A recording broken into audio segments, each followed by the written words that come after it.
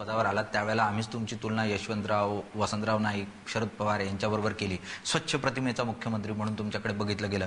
स्वच्छ प्रतिमेचा मुख्यमंत्री म्हणून आजही तुमच्याकडे बघितलं जात आहे.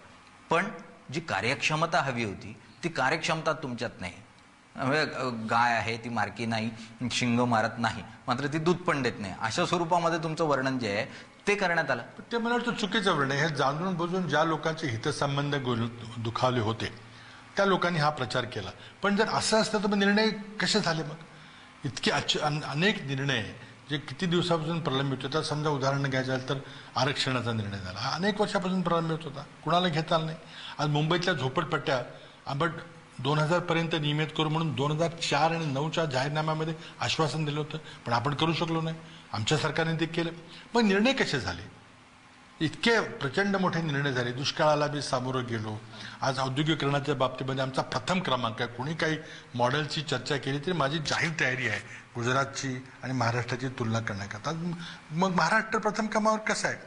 आज कुपोषणाच्या बाबतीमध्ये जगात महाराष्ट्राच्या मॉडेलची तारीफ होते आहे. ही राजमाता जिजाऊ माता आणि बालक आहार योजना जी आहे त्यामुळे कुपोषणाचा दर कमी व्हायला लागलेला आहे आणि ह्याची तारीफ जगात होती आहे. हे कसं झालं?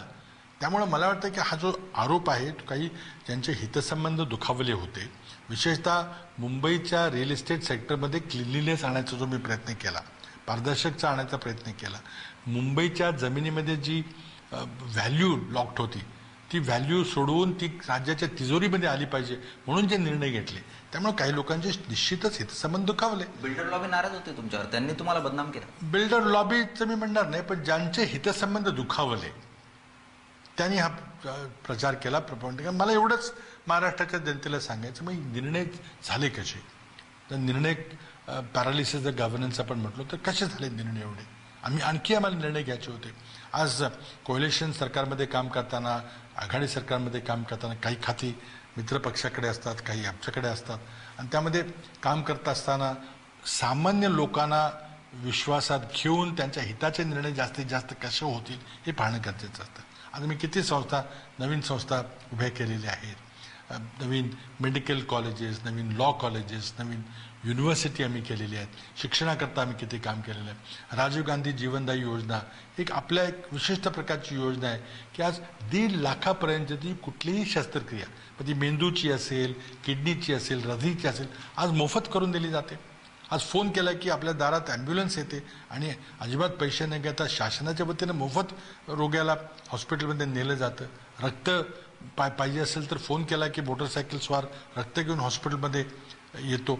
बालस्वास्थ्य योजनेसारखे प्रत्येक बालक असेल, अंगणवाडीचे विद्यार्थिनी असेल त्याची तपासणी केली जाते. काही बालरोग असेल तर तो दुरुस्त केला जातो. किती प्रचंड मोठं काम उभं केलेलं आहे. आज दुष्काळाशी मुकाबला करण्याकरता सिंचनाबद्दलची चर्चा झाली, ही याच्याकरता झाली की आज आम्ही खूप खर्च केले पण लोकांच्याकडे पाणी पोचत नव्हतं. दुष्काळाला मुकाबला करण्याकरता आम्ही कमी पडत होतो आणि त्याकरता आम्ही एका बाजूला कशा प्रकारची धोरणं घेऊन चालू असलेलं काम पूर्ण करायचं याबद्दल एका बाजूला विचार झाला, पण दुसऱ्या बाजूला मी तिथं थांबलो नाही. आम्ही विकेंद्रित पाणी साठा करण्याकरता जिथं थोडाफार पाऊस पडतो त्या ठिकाणी ओढ्यावर, नाल्यावर आम्ही बंधारे बांधले हजारोच्या संख्येनं.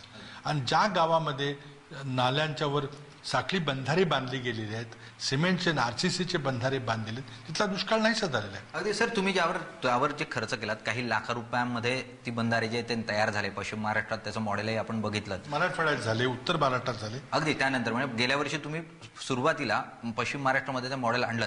पण सिंचनाचा प्रश्न म्हणजे सिंचनातला जो भ्रष्टाचार होता तो दूर करण्यासाठी तुम्ही प्रयत्न केले, त्याची चौकशी लागली. मुख्यमंत्र्यांनी अनेक प्रकरणांमध्ये, मग ती बिल्डर लॉबी असो, सिंचनातली ठेकेदारी असो, यावर नियंत्रण मिळवण्याचा प्रयत्न केला. पण अखेरीस मुख्यमंत्रीही या लॉबी समोर राजकीय दबावासमोर झुकले आणि अनेक निर्णय मुख्यमंत्र्यांना सोडून द्यावे लागले. अनेक कारवाई ही मुख्यमंत्र्यांना करताच नाही आली. असा एक मतप्रवाह तयार झाला. मला वाटतं असं आहे की politics is art of the possible. शेवटी आपण आघाडी सरकार चालवतो, सगळ्यांना विश्वासात घेऊन पुढे जावं लागतं आणि कित्येक निर्णय घ्यायला खूप वेळ लागतो.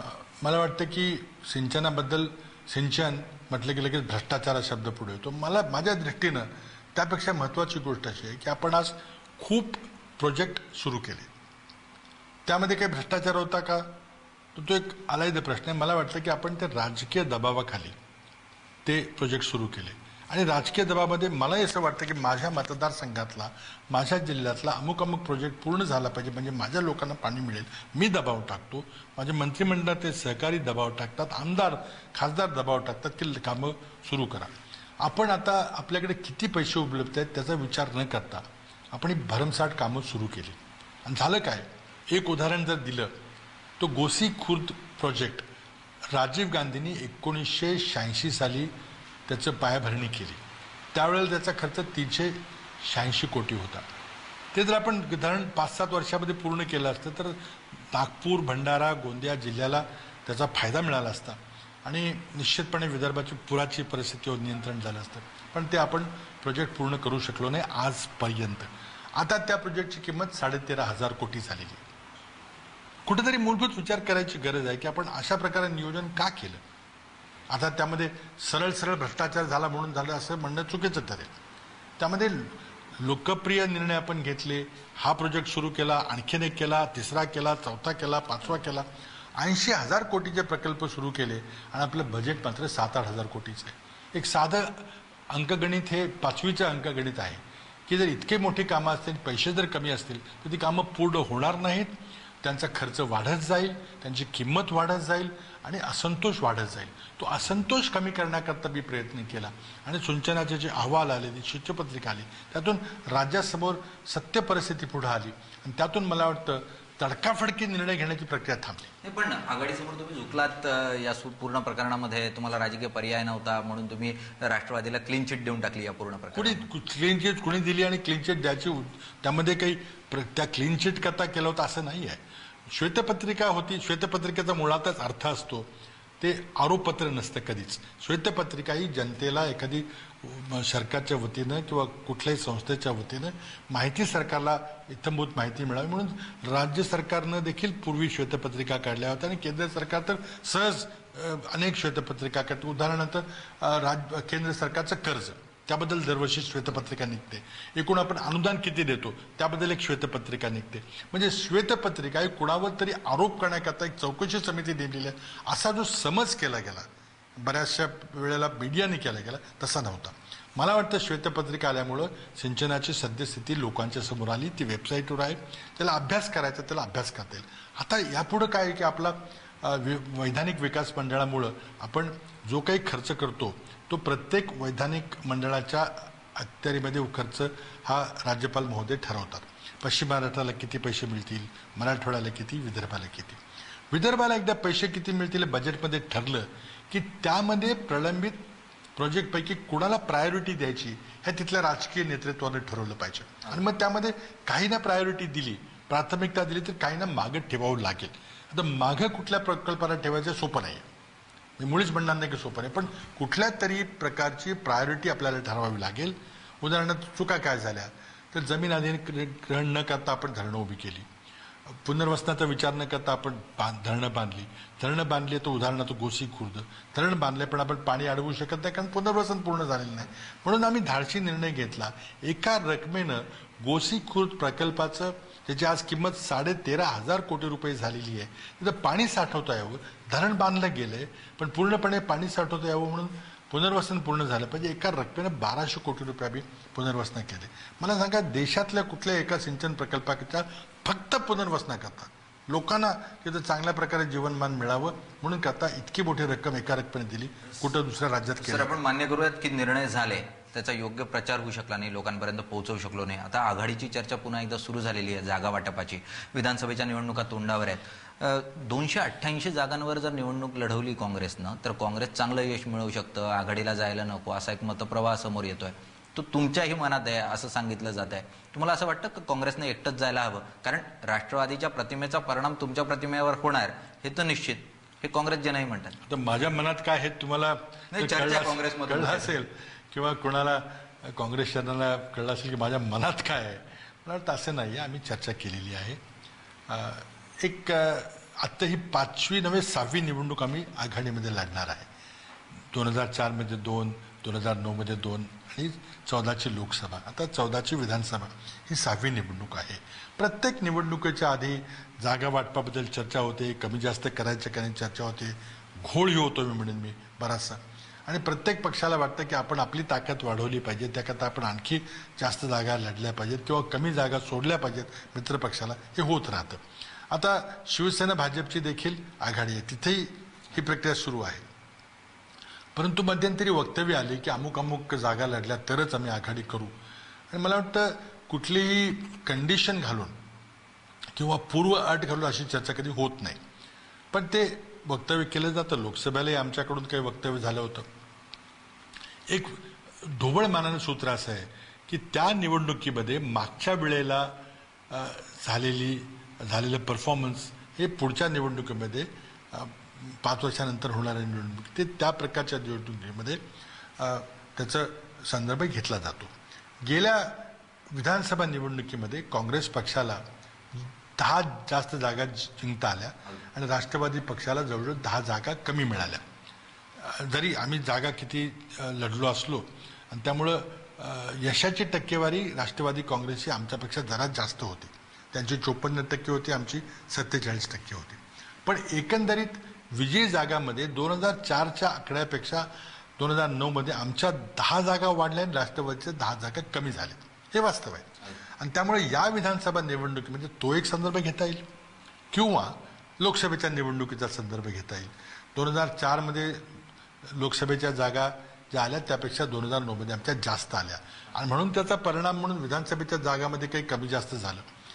त्याबद्दल हे कशामुळं घडलं, काय घडलं, याबद्दल उलटसुलट चर्चा आहे.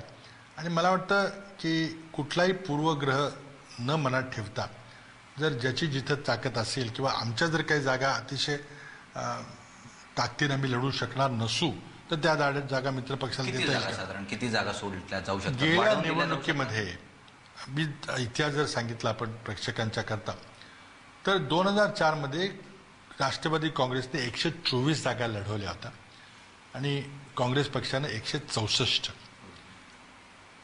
5 वर्षानंतर झालेल्या 2009च्या निवडणुकीमध्ये राष्ट्रवादी काँग्रेसच्या 10 जागा कमी झाल्या, ते 114 जागावर लढले आणि आम्ही 174 जागावर लढलो. त्यातून आम्ही काही मित्रपक्षांना जागा दिली. त्यामुळे 114 आणि 174 असे ते सूत्र ठरलं. आता ते सूत्र तेच ठेवायचं का, सूत्रामध्ये काही फरक करायचा का, काही कमी जास्त करायचं का, ही चर्चा चालू आहे. राष्ट्रवादी काँग्रेसमध्ये विशेषतः उपमुख्यमंत्र्यांनी चर्चेमध्ये पूर्वीच अट घातली की अमुक जागा मिळाल्या, निम्म्या जागा मिळाल्या तरच आम्ही आघाडी करू. मला वाटतं अशा प्रकारचं पूर्व अट घालणं आणि जाहीरपणे बोलणं, हे आपण कुणाकरता बोलतोय, आपल्या कार्यकर्त्यांच्या करता बोलतोय का मित्रपक्षावर दबाव आणण्याकरता बोलतोय, हा एक वेगळा विश्लेषणाचा भाग आहे. परंतु 30 जागा वाढवून द्याव्यात आणि 114हून 144 जागा द्याव्यात, किंवा काँग्रेसने 174हून 30 जागा कमी करून 144 जागा लढाव्यात, हे काही स्वीकार होणं शक्यच नाहीये. 144 कोणत्याही परिस्थितीत. त्यामुळे मग तशा प्रकारचं वक्तही आमच्या बाजूने केलं गेलं. पण मला वाटतं की समविचारी पक्षांनी एकत्र येण्याची गरज आहे. लोकांनी ज्याप्रमाणे लोकसभेचं मतदान केलेलं आहे, त्यामुळे एका प्रकारचं कन्सॉलिडेशन होतंय. राष्ट्रीय पक्षांच्या मागं ताकद वाढते आहे. उदाहरणार्थ मायावतींच्या सारख्या पक्षाला एकही जागा मिळू नये किंवा मुलायमसिंग यादव यांच्या पक्षाला जेमतेम घरातल्या फॅमिली मेंबरच्या जागा मिळाव्या, याचं काहीतरी कुठेतरी लोक आपल्याला सांगायचा प्रयत्न करतायत. आणि म्हणून मला असं वाटतंय की आज समविचारी पक्षांनी सेक्युलर मताचं विभाजन टाळलं पाहिजे. आता विधानसभेच्या निवडणुकांना काँग्रेस राष्ट्रवादी एकत्रित सामोरं जाणार असं आपण धरून चालू. काँग्रेसचं नेतृत्व या निवडणुकीत कोण करणार? तुम्ही करणार, नारायण राणे करणार की आणखी कोणी? मला वाटतं काँग्रेस पक्षानं अधिकृतपणे ते जाहीर केलेलं आहे, त्यामध्ये चर्चा करायचा विषय राहिलेलाच नाही. आता म्हणजे सामुदायिक नेतृत्व असेल अशा स्वरूपात नारायण राणे सामुदायिक नेतृत्व नेहमीच असतं. आता हे एक उदाहरण आपल्याला मिळालं गेल्या लोकसभा निवडणुकीमध्ये की सामुदायिक नेतृत्व कुठेतरी लोप पावलं असं दिसलं आणि नरेंद्र मोदींनी एक पद्धतशीरपणे आपला सर्व पक्ष हायजॅक केला. सगळ्या नेत्यांची चित्र गायब झाली. तिथं भाजपचं नावही कुठं दिसेना, फक्त एक फोटो आणि एक नाव हे दिसलं आणि वेगळ्या प्रकारचा प्रयोग केला. मला वाटतं की देशाच्या करता अशा प्रकारचे एक एकाधिकारशाही काही फार चांगली नाही आहे आणि त्यामुळे जरी लोकसभेमध्ये यश मिळालं असतं तरी प्रत्येकाने अशा प्रकारचा जर प्रयत्न केला, मी आणि एकटा मीच माझ्या नावाभोवतीच इलेक्शन लढणार, हे लोकशाहीच्या दृष्टीनं मला वाटतं घातक पण मार्ग आहे. मोदींच्याच मार्गाने तुम्ही जाताय अशा स्वरूपाच्या बातम्या येतात. तुमचं प्रोजेक्शन स्वतःला एक क्लीन मुख्यमंत्री, डेव्हलपमेंट ओरिएंटेड मुख्यमंत्री असं स्वतःचं प्रोजेक्शन तुम्ही पण करताय. त्या दृष्टीने मला प्रयत्न वाटत नाही की मी क्लीन मुख्यमंत्री म्हणून कधी माझ्यामधून हे मीडियाची चर्चा आहे. मला वाटतं प्रत्येक राजकारण्याने क्लीन असलं पाहिजे. त्यामुळे एकाला आयसोलेट करणं की मी क्लीन आहे त्याचा अर्थ इतर नाहीत, हे दुःख होत आहे. त्यामुळे म्हणणं की राजकारणामध्ये आपण राजकारण करतोय, आपण लोकांचं ट्रस्टी म्हणून लोकांचं काम करतोय आणि लोकांची अपेक्षा आहे की आपण पारदर्शकपणेच काम केलं पाहिजे. आणि त्यामुळे अशी विभागणी करणं की अ ब क हे विशेष प्रकारे काम करतात त्यांना क्लीन म्हणून लेबल देणं, हे मला वाटतं योग्य नाही आहे. मला बिलकुल ते पसंत पडत नाही. मला माझं कर्तव्य आहे ते मला केलं पाहिजे आणि ते कर्तव्यामध्ये मला जे अभिप्रेत आहे ते लोकहिताची कामं करताना 24 तास लागले तरी ते करत राहिलं पाहिजे आणि पारदर्शक निर्णय घेण्याचा प्रयत्न केला पाहिजे. कित्येक वेळेला अडचणी येतात त्याची मला जाणीव आहे, पण तो करत राहायला पाहिजे. अगदी पारदर्शकता जी आहे ते तुमच्या नेतृत्वात आम्हाला जाणवली आहे, ती दिसली आहे महाराष्ट्रातल्या जनतेला. पण तुमचं नेतृत्व मुख्यतः आता ज्यावेळेला विधानसभा निवडणुकांचं नेतृत्व तुमच्याकडे काँग्रेसनं सोपवलं त्यावेळेला थेटपणे त्याची कंपॅरिझन झाली ती राहुल गांधींच्या नेतृत्वाबरोबर. की राहुल गांधींना जसं लोकसभेत नेतृत्व करता आलं नाही निवडणुकांमध्ये, तसं पृथ्वीराज चव्हाणांनाही काय मला वाटतं ती कंपॅरिझन होऊ शकत नाही. कारण राहुल गांधींनी सरकारचं नेतृत्व केलं नाही. राहुल गांधी मंत्रिमंडळामध्ये नव्हते, त्यामुळे प्रशासनाचा त्यांनी आतून अभ्यास न करता त्यांनी लोकांच्या भावना एकत्रित केल्या आणि पक्षाच्या जाहीरनाम्यामध्ये त्या मांडायचा प्रयत्न केला आणि तो जाहीरनामा राबवायचा हा जे राबवायचं काम होतं ते डॉक्टर मनमोहन सिंग यांनी केलं. या ठिकाणी मी महाराष्ट्राचा मुख्यमंत्री आहे. धोरणं राबवणं, निर्णय घेणं, पक्षाचा जाहीरनामा अंमलात आणणं हे माझं काम आहे आणि त्यामुळे ही तुलना होऊ शकत नाही. कारण मी काही बॅकसीटमध्ये बसून फक्त धोरण ठरवणारा व्यक्ती नव्हे, तर मी धोरणं राबवणारा व्यक्ती आहे. कारण महाराष्ट्राचा मुख्यमंत्र्याकडून तीच अपेक्षा असते. पण तुम्हाला असं वाटतं की राहुल गांधी बॅकसीटवर बसले म्हणून योग्य पद्धतीने धोरणं राबवतात? ते बॅकसीटमध्ये म्हटले याचा अर्थ सरकारचे प्रमुख नव्हते ते. पण त्यांनी मंत्रिपद घेतलं असतं तर ही परिस्थिती मला वाटतं मंत्रिपद घ्यायला पाहिजे होतं. सातत्यानं काँग्रेसचंच नेतृत्व मग पंजाब हरियाणातलं असो किंवा महाराष्ट्रातलं असो, सोनिया गांधी आणि राहुल गांधींनी 2 वर्षाच्या सुट्टीवर जावं, काँग्रेसला नवीन नेतृत्व मिळावं. काँग्रेस पक्ष इतका विशाल पक्ष आहे, त्यामध्ये कोणीतरी काहीतरी भंपकपणाचं विधान केलं तर ते काँग्रेस पक्षाचं विधान होऊ शकत नाही. 77च्या पराभवानंतर देखील काही माणसं पक्ष सोडून गेली, काही माणसं सत्तेच्या मागे लागली, ते सत्ताधारी पक्षामध्ये गेली, हे होत राहतं. आणि त्यामुळे काँग्रेसलाही काही नवीन नाही. पण त्या 77च्या पराभवानंतर काँग्रेस केम बॅक. कारण आज काँग्रेस पक्षाचा विचाराचा कार्यकर्ता, ज्याच्या कुटुंबातलं कोणीतरी स्वातंत्र्य लढ्यामध्ये भाग घेतलेला आहे, अशी व्यक्ती कुठेतरी प्रत्येक गावात आहे. आज नवीन नवीन पक्ष, कोणी जातीच्या आधारावर, कोणी धर्मावर कोणी पक्ष उभं करतं, सुरू करतं आणि त्यांना वाटतं की आपण देशाचे नेते झालो किंवा राज्याचे नेते झालो. तसं घडत नाही. आज काँग्रेस पक्ष हा जगातला एक सर्वात मोठा राजकीय पक्ष. पण राहुल गांधींचं ज्याला आपण म्हणतोय, राहुल गांधींच्या नेतृत्वावर प्रश्नचिन्ह निर्माण झालं आणि 2 दिवस झाले चर्चा आहे की सोनिया गांधी ज्या आहेत त्या प्रियंका गांधींना आता लीड रोलमध्ये काँग्रेसमध्ये प्राधान्य देऊ शकतात. मी त्याबद्दल काही चर्चा करणार नाही. तो त्या व्यक्तींचा व्यक्तीचा प्रश्न आहे. जर कारण एक अशा स्वरूपाचा विचार आहे की लोकसभा निवडणुकांनंतर जी काँग्रेसच्या कार्यकर्त्याची मानसिकता ढासळलेली आहे तिला जर चेतना मिळायची असेल तर प्रियंका गांधींना नेतृत्व दिलं पाहिजे. तुम्हाला काय वाटतं? हा सर्वस्वी प्रियंका गांधी यांचा व्यक्तिगत प्रश्न आहे. पण तुम्हाला असं वाटतं की या स्वरूपात निर्णय एक म्हणजे त्यांचा तो व्यक्तिगत निर्णय आहे, पण तुम्ही काँग्रेसचे नेते म्हणून, एक कार्यकर्ते म्हणून तुम्हाला असं वाटतं की प्रियंका गांधींसारखं नेतृत्व हे काँग्रेसला आलं पाहिजे? काँग्रेस पक्षामध्ये जितके नेते जास्त येतील, पुढे येतील, युवा पिढीचे नेते येतील, त्याचं स्वागतच केलं पाहिजे. आणि कितीही नेते जरी आले नव्या पिढीचे, काँग्रेसच्या विचाराचे, त्यांनी काँग्रेसला ज्या कुटुंबांनी आपलं सगळं सर्व काही दिलेलं आहे अशा कुटुंबातलं कुणीही जरी नेतृत्व करायला पुढं आलं तरी त्याचं स्वागतच काँग्रेस जन करतील आणि मीही करेन. सर, महाराष्ट्राची निवडणूक ही अगदी तोंडावर आहे आणि या परिस्थितीमध्ये लोकसभाच्या पराजयानंतर महाराष्ट्रात काँग्रेस कितपत तग धरू शकेल असा प्रश्न आहे. या क्षणाला काँग्रेस किती जागा मिळवू शकतं असं तुम्हाला वाटतं? जागेचं गणित कधीच मांडायचं नसतं जाहीरपणे. आपण सर्वे करत असतो, अंदाज घेत असतो, राजकीय चर्चा करत असतो आणि त्यातून अंदाज बांधत असतो आणि जिथं आपल्याला आणखी काम करण्याची गरज आहे तिथे काम करत असतो. आता आमच्या समोरचा सर्वात महत्त्वाचा प्रश्न आहे एकतर आघाडीबद्दलची चर्चा संपुष्टात आणणं, त्यानंतर तिकीट वाटपाचा महत्त्वाचा प्रश्न आहे तो आम्हाला करायचा आहे. आणि त्याचबरोबर मग आता निवडणुकी प्रत्येक मतदारसंघात लढली जाते. केंद्रीय नेते, राज्य पातळीवरचे नेते येतील, प्रचार करतील, परंतु मोठ्या सभा घेऊन त्यामध्ये भाषणं करणं हे आता मला वाटतं याचं किती प्रभावी ठरतं हे आपण या निवडणुकीत पाहिलं. प्रसारमाध्यमाचा प्रभावी वापर केला गेला पाहिजे. मग त्यामध्ये प्रिंट ॲड्स असतील किंवा टेलिव्हिजनच्या माध्यमातून जाहिराती द्यायचं असेल किंवा सोशल मीडियासारखं आयुध असेल, त्या सर्वांचा आपल्याला उपयोग करावा लागेल. विशेषतः नव्या पिढीशी जर संपर्क साधायचा असेल तर या सर्व उपकरणांचा आणि या सर्व साधनांचा उपयोग केला पाहिजे आणि तो मी करू. सर, अगदी शेवटचा प्रश्न आपण सुरुवात केली ते राणेंच्या प्रश्नानं, शेवटही राणेंच्या प्रश्नानं करूयात. राणेंना काय जबाबदारी दिली जाणार? मंत्रिपदाचा राजीनामा मागे घेतला आहे, ते काँग्रेसमध्ये राहणार असं स्पष्ट म्हणतात. काय जबाबदारी तुम्ही राणेंना? ते मला वाटतं काँग्रेसचे नेते ठरवतील.